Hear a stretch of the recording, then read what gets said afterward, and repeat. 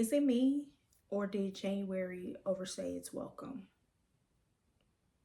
Like, January had nowhere to be. January came with their duffel bag, their PlayStation, their own TV, their old food, and sat around and didn't want to pay no rent.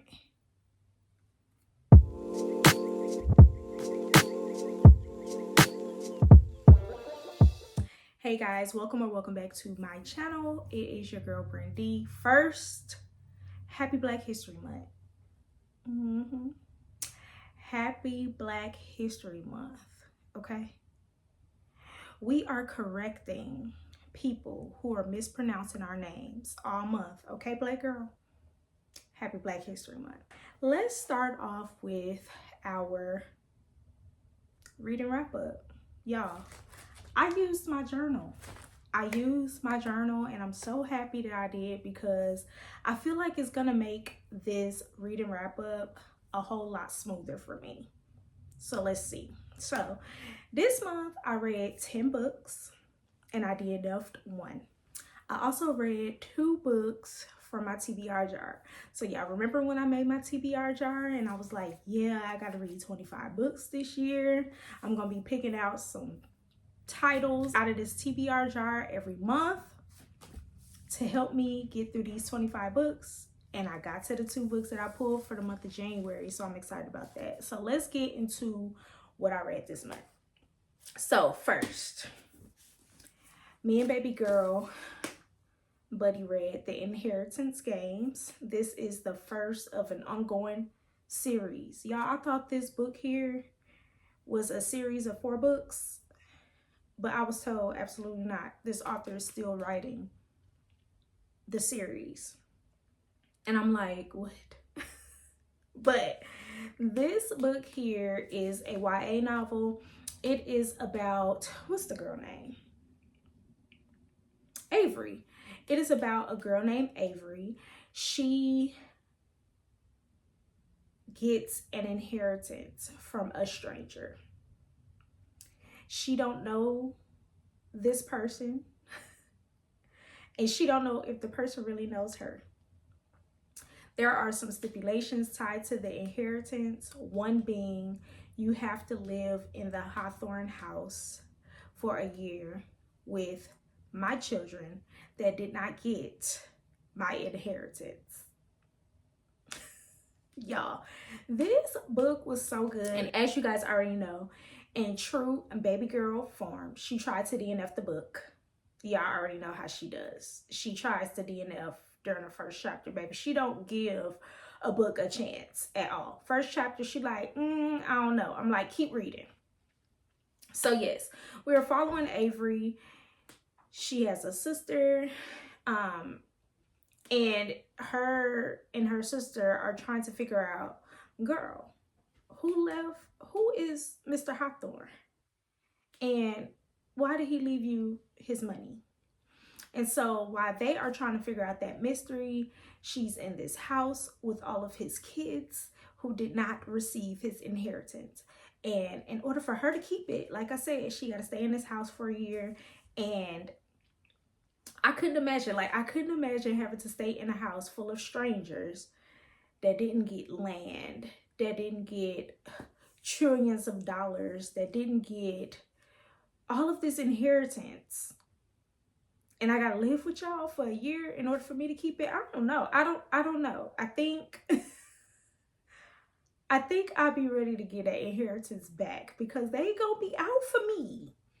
They gonna be out for me. Y'all, I ate this book up. I loved it. I gave it a 4 stars. I plan to continue on with the series. I gotta force my baby girl to continue on with the series as well, because she like, it was good, but it wasn't that good. But to me, it was. It is a YA novel, if I didn't already mention it. The second book that I read in the month of January was The Vanishing Half. As you guys know, I have a book club. This was our January's book club pick. We follow 2 characters in this book. What are their names? Stella and Desiree. They are twin sisters, and one of them is passing as white. One of them is passing as white. So they leave their town that they're from, and the town that they are from is full of light-skinned people. I've never heard of a town like that. It's full of light-skinned people, and they they're just a light-skinned people town. I've never heard of that. That's just so freaking weird to me. But they left the small town, I guess, for better opportunity, and just to get out of that, because that's crazy. To me, that's crazy. Stella is able to pass as a white lady. So they leave, they run off together, but then they end up drifting apart, and Stella is left trying to be white, and Desiree is left being her normal black self. And so we follow the story of those two, and we just really watch how Stella is navigating. We're watching how she is navigating passing off as a white woman, like literally. There's a lot of lies, there's a lot of heartache, a lot of family drama. What I can say about this novel is that the chapters are extremely long, like 30 pages to a chapter. 30 pages to a chapter. So much so, I went ahead and just requested the audiobook so that I could finish like the last 30% of the book. I feel like if you pick this book up off your shelf, read it with the audiobook, because you can speed the audiobook up, and certain parts of the book did drag. So having the audiobook was kind of good for me because I'm doing housework and stuff like that. So during those parts where you're kind of drifting off, the book is dragging anyway. Ultimately, I love the story. I enjoy getting some insight of a person who passes off as a white person. Like, you know, I love to get insight. That was my favorite part of the book, getting that insight and just seeing how she navigated life. I ended up giving this book a 4-star. I'm actually going to be meeting with my book club on tomorrow so that we can do a virtual book discussion. So the next book that I read in the month of January is Fast by Millie Belizaire. And y'all, this book right here was so freaking good. I think I want to read a bit of the synopsis for you guys just so that I won't spoil it. It says, after the untimely death of her mother, Caprice has to move in with her grandmother. At 8 years old, life as she knows is turned upside down. The trauma of losing her mother is made worse with the introduction of Marcel, her grandmother's adult son who still lives in a home. Fast is a standalone that spans 20 years, separated into 3 acts. We watch Caprice grow from 8 years old to 16 to 20. She gets hurt, she falls in love, she grows, and she just might overcome. Y'all, check the triggers on this one. It's heavy. It's really heavy, and it punches you literally on chapter 1. I love this book so much. It made me cry. It really did make me cry. And I think about Caprice all the time. I've been thinking about Caprice the whole month of January, because this book is just so freaking good. I gave it a 5 stars. This was my favorite read of January. The next book I read was Homebodies, and as you guys know, this one was one of the titles that I pulled out of my TBR jar.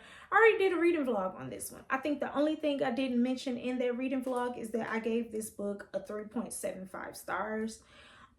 It was good, but it was slow at some points. I did end up having to pick up the audiobook for it because I thought that maybe I was getting into a reading slump, but I don't think it was a reading slump. I really think it was just the author's writing style that I wasn't used to, because the chapters are very long, but the writing just didn't pull me in. It didn't pull me in enough to make me want to just continue to read physically from my book.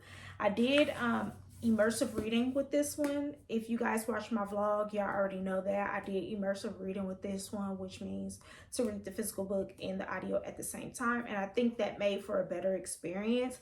But yes, if you want to know how I really felt while reading this book, go check out that previous vlog, because I did vlog the entire process. I finally got to Daisy Haites after pushing this book off for a long time. I started off the Magnolia Parks universe in the summer or spring of 2024, and I was just so hesitant on picking up number 2 because the books are pretty long. They're pretty long.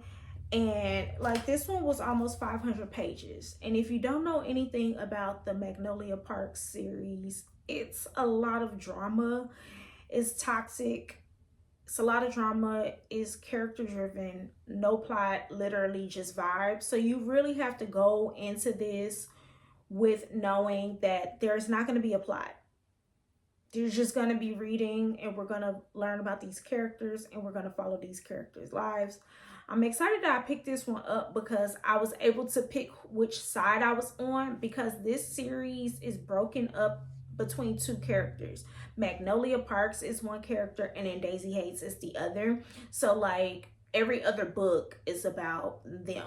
One is Magnolia, the other is Daisy, and then you go back to Magnolia, then you go back to Daisy. It's the same world, the same group of friends, but it's kind of like you're getting their POVs about a lot of things that are happening. I really love this book, and I'm Team Daisy. I am Team Daisy. I already did a reading vlog on this one, so if you want any thoughts, opinions, why I chose Team Daisy, go check out that vlog. I gave this a 3.75 stars. I'm definitely continuing this series. So I think this next book that I'm about to mention is one that I don't really talk about on my channel because it's a series that I really just read for myself and kept to myself and really hadn't really talked about it in any of my videos, wrap-up videos. But in September, I picked up my first graphic novel, and I picked up the Heartstopper series. I read volumes 1 and 2 in 2024, and then I read volumes 3, 4, and 5 this year. Is that what I did? Yeah, I think I read 1 and 2 in 2024, 3, 4, and 5 this year, and I finished the series What's Here of the series because we're going to get more in January. And I only have this one. This is volume 4. This is actually my favorite volume in the entire series. This month, okay, no. So I read 1, 2, and 3 in 2024, and then I did 4 and 5 in January because that's what I have reviews for in my journal. So I have number 4 only. And the reason why I have it is because I borrowed these graphic novels from my sister-in-law, and I dropped this one, and to me it damaged a little bit, just a little bit, like, and I didn't want to give her stuff back ruined, especially because I had it since September, which I think it was just in the air for me to drop it so that I can keep this one because this one was my favorite. So we follow Nick and Charlie. They are in high school. One is older than the other. I get their names, I get the characters mixed up like by name. This is a very heartwarming graphic novel series, and I'm so glad that this was the introduction to me getting into graphic novels. We follow Nick and Charlie, and one of the characters is gay and the other one, he's unsure. And we get to read throughout their journey of coming out. One of the characters has already came out, and the other one, he's just unsure. He don't really know what he like, who he like. And then once he finds out what status he has, he also has to come out and let his family know as well. And throughout their journey, we explore mental health awareness. We explore eating disorders. We explore just coming out as a teenager. We get to see them navigate through the rest of high school and start to prepare for college. And y'all, this is just a wholesome graphic novel. Volume 4 was my favorite because this is the one that really talked on mental health awareness. We got to explore the journey of one of the characters being admitted into a mental health institution, and we got to watch the character journey through obtaining help for mental health. This one here was my favorite. Volume 4 had me crying. This one had me crying, and I think you know, it was just meant for me to drop this one, ruin it a little bit, and keep it. I just feel like it was meant to be. If you follow me on Bookstagram, I went into a little bit more detail because it's one that is really hard for me to put into words. However, I think I did pretty good here. But I feel like if you want to try graphic novels, that this series here will be the perfect start. Even when I posted my review over on Bookstagram, a lot of people who are into graphic novels and has read this series actually agreed that this would be a perfect start for anyone who is interested in drifting off and getting into graphic novels. It was my favorite. I love Nick and Charlie so much. There's actually a series for this one as well that I plan to watch at a later time. I really don't know when. So the next book that I read in the month of January was actually, oh child, it was an e-arc. However, the book has already released. I just got to it super late, and it's called Come Home Safe by Brian Bookmere. And it was so good. It was a YA novel. So this story was basically about a father that is helping his biracial children learn how to navigate in a world where police don't like Black people. Long story short, right? Police do not like Black people. We've seen it time and time again. We've seen the run-ins they've had with our Black children in the world. And the dad is basically trying to teach his children the proper way to act if or when they get stopped by police. The author incorporates two scenarios. One was a scenario where the kids got stopped at the train station, and then another one was a scenario where one of the kids got accused for something that they did not do. Both situations incorporated the police being involved, and we just get to see how police treat our Black kids. And we get to see how the Black father, because their mom is white, they're biracial. We get to see how the Black father tries his best as a parent to help them navigate. He teaches them to live in a now and focus on getting home safe. That's the reason for the title of the book. Focus on getting home safe every day. Love how the author wrote this book because as a parent, you know, we ain't never been a parent before. And if we have, baby, we don't remember. You know, we've never been a parent before. And the way he explains and talks to his children is in a way to be of assistance to them and learn with them. He, you know, oftentimes in the book, he mentions, you know, I don't have all the answers, but I can help you navigate and find the answers. But this is what I know. The dad is a lawyer, so he knows a lot. And we get a lot of gems in this book. I'm actually going to purchase the physical copy because I want to highlight it and annotate it. But one thing that stuck out to me was he mentioned that he taught his son to carry a wallet in a bright color. So if I'm not mistaken, in this book, the son has a yellow wallet. And he says it is always good to have a bright colored wallet just in case you get pulled over by the police and they ask you for your ID and any other identification information. And when you are reaching in your pocket to pull out that wallet, they see something yellow instead of something dark brown or black come out, because you guys know as soon as they see something black come out, they're going to act like they thought the person was pulling out a gun. And so that was something great that I never heard of it until I read this book. And I'm definitely going to keep this in mind for when my son gets of age to start carrying a wallet. I gave this book a 5 stars, y'all. I loved it. It's one that, like I said, I'm going to purchase it. I'm going to annotate it. I want the annotations to stand out because I'm going to have my children read this book. I highly recommend it. January was literally the perfect time for me to tap into fantasy. And I say this because January was long, right? So we had an opportunity to just read some of the books that have been sitting on our shelves for a long time, trying new things, because January just literally hung out for a long time. So we had time in the reading month, to dibble and dabble into a few things. So I finally tapped into fantasy, and y'all already know I read Fourth Wing by Rebecca Yarros. And I don't think I need to really go over synopsis of this. All I want to say is I love this book, and I get it, right? I'm Black. We should be reading Black girl fantasy. But you know what? I read what I want to read, how I want to read it, when I want to read it. I always read Black books, okay? This is the only white fantasy I have sitting on my shelf, and I'm going to get the rest of this series because I loved it. It's the only adult fantasy I have sitting on my shelves, and this book was so easy to understand.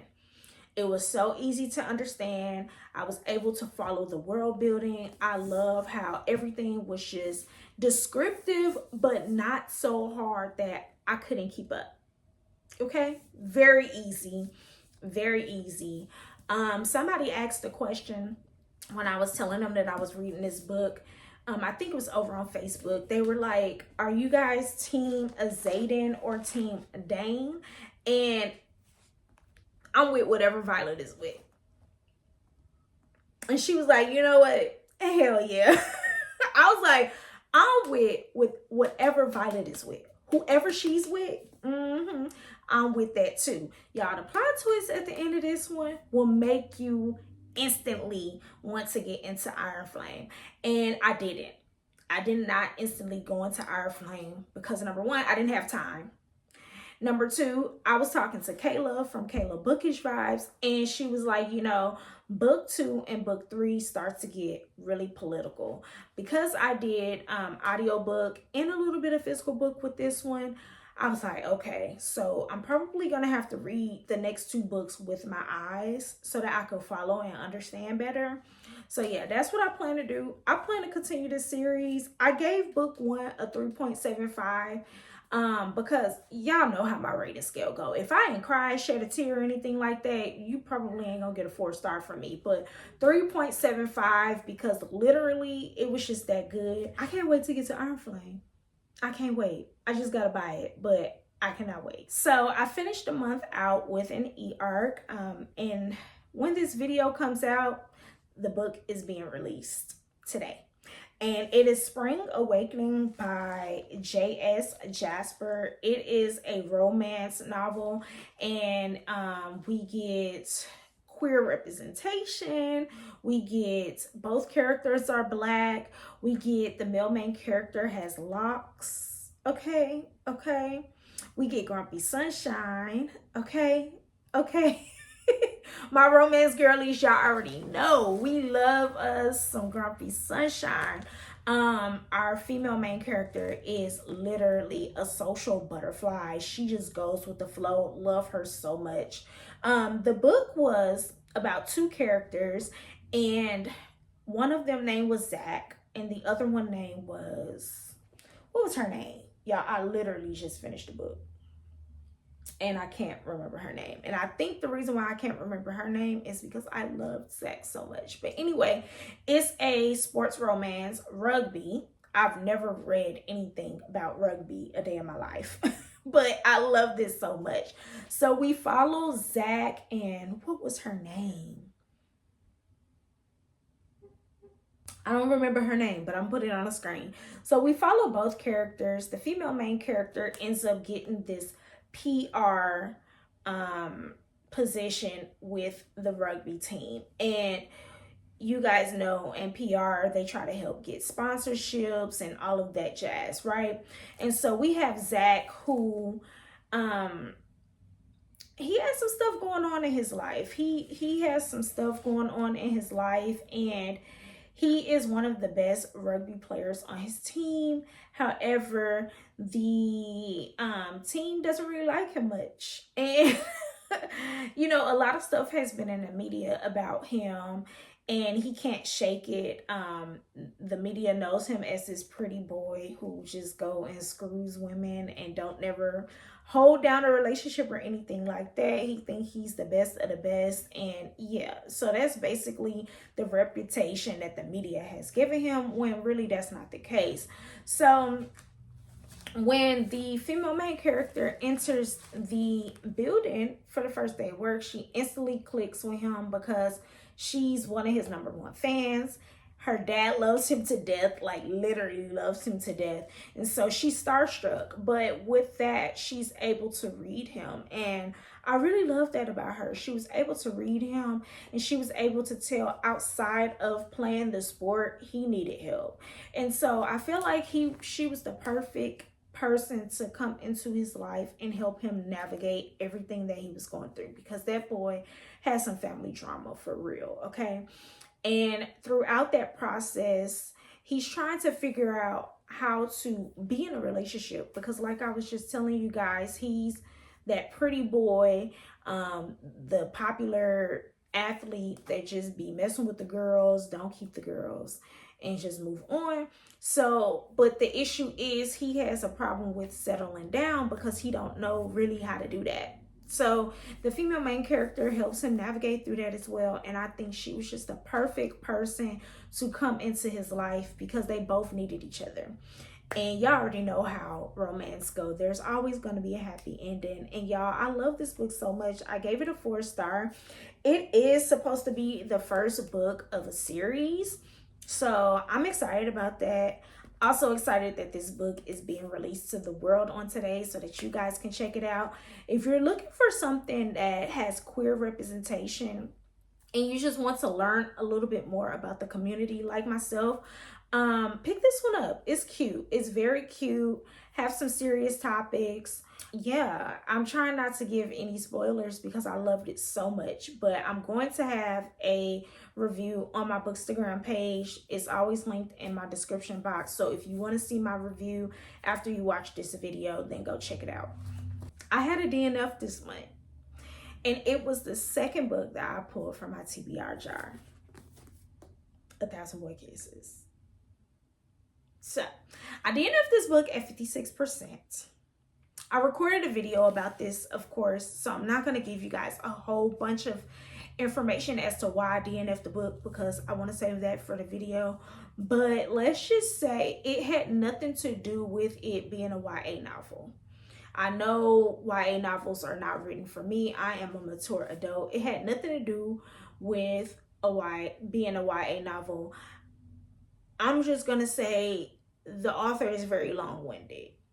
She's very long-winded for no reason at all. Like, spare me. I can't do it. And as I was reading this book, I was already thinking in my head, I don't think I'm gonna pick up book 2. I don't really think this is something I'm into. I see why the girls cried. I didn't cry. Because y'all know this was one of those TikTok books that everybody was talking about. You gonna cry, it's gonna break it. It was definitely a sad story. But I think it was the author's writing style and her being so long-winded that I just couldn't take. So this was my DNF. I'm going to keep it on my shelf just so that I can tally up all of the books that I DNF'd and that I read this year. But I will be donating this one because I couldn't do it. All right, y'all. It's time to pick from my TBR jar. Okay, now it's Black History Month. If it ain't black, I'm putting it back. Okay, that's just all. I'm only gonna pick one title because I literally have a TBR for this month already. I'm probably not going to get to all of those books. However, I will get to all of those books because I really, really want to read them. And I'm just going to run my entire Black History Month TBR through March or through however long it takes for me to get to each and every book that I have on my hopefuls. So we're going to pick a title from my TBR jar because we still working on our goals this year to read the 25 books in 2025. So let's see what we get.